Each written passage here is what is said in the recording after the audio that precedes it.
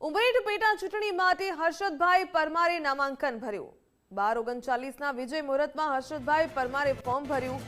નામાંકન સમયે મુખ્યમંત્રી ભૂપેન્દ્રભાઈ પટેલ ઉપસ્થિત રહ્યા। પ્રદીપસિંહ જાડેજા સહિતના આગેવાનો પણ હાજર રહ્યા। ફોર્મ ભરવાની પહેલા રેલી યોજી શક્તિ પ્રદર્શન કર્યું। નાની સભા બાદ હર્ષદભાઈ પરમારે રેલી યોજી હતી। સભામાં હર્ષદભાઈ પરમારે જીતનો વિશ્વાસ વ્યક્ત કર્યો। પિતાના બાકી રહેલા કામો હું પૂરા કરીશ। હર્ષદભાઈએ એક નિવેદન આપ્યું। પ્રજાજનોના આશીર્વાદ મળી રહ્યા છે તેવું પણ કહ્યું। સાથે જ જીતનો વિશ્વાસ પણ વ્યક્ત કર્યો અને કહ્યું કે અમારી જીત નિશ્ચિત છે। તો સ્વ ગોવિંદભાઈ પરમારના નિધન બાદ ખાલી પડેલી બેઠક માટે ભાજપે હર્ષદભાઈ પરમારને ચૂંટણી મેદાને ઉતાર્યા છે। ત્યારે હર્ષદભાઈ પરમારે ફોર્મ ભર્યું। નામાંકન સમયે મુખ્યમંત્રી ભૂપેન્દ્રભાઈ પટેલ પણ હાજર રહ્યા। પ્રદીપસિંહ જાડેજા સહિતના આગેવાનો પણ હાજર રહ્યા। ફોર્મ ભરવાની પહેલા રેલી યોજવામાં આવી હતી। શક્તિ પ્રદર્શન કરવામાં આવ્યું।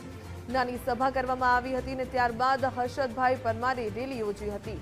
સભામાં હર્ષદભાઈ પરમારે જીતનો વિશ્વાસ પણ વ્યક્ત કર્યો અને કહ્યું કે પિતાના બાકી રહેલા કામો હું પૂરા કરીશ।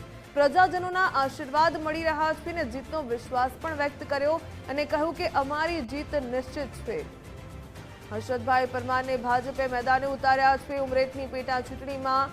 ત્યારે મોટા નેતાઓ પણ ફોર્મ ભરતા સમયે ઉપસ્થિત રહ્યા।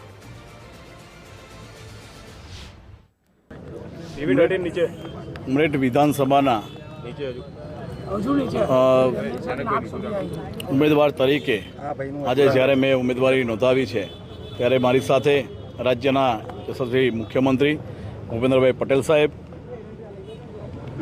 રાજ્યના પૂર્વ ગૃહમંત્રી પ્રદીપસિંહ જાડેજા સાહેબ, અમારા આણંદ જિલ્લા ભાજપના પ્રમુખ અને અમારા વડીલ આદરણીય સંજયભાઈ પટેલ, અમારા આણંદ લોકસભાના સાંસદ મિતેશભાઈ પટેલ અને આણંદ જિલ્લાના ભારતીય જનતા પાર્ટીના સૌ ધારાસભ્યશ્રીઓ, સૌ જિલ્લા પંચાયતના સભ્યશ્રીઓ, તાલુકા પંચાયત સભ્યશ્રીઓ, સરપંચશ્રીઓ અને ખૂબ જ મોટી સંખ્યામાં ઉમરેઠ વિધાનસભા મત વિસ્તારમાંથી પધારેલા સૌ ગામોના આગેવાનો, વડીલો, યુવાન દોસ્તો, મિત્રો, જે પેટા ચૂંટણી હર હંમેશ જ્યારે ગુજરાતમાં આવી છે ત્યારે ભારતીય જનતા પાર્ટી ભવ્ય મતોથી જીતી છે।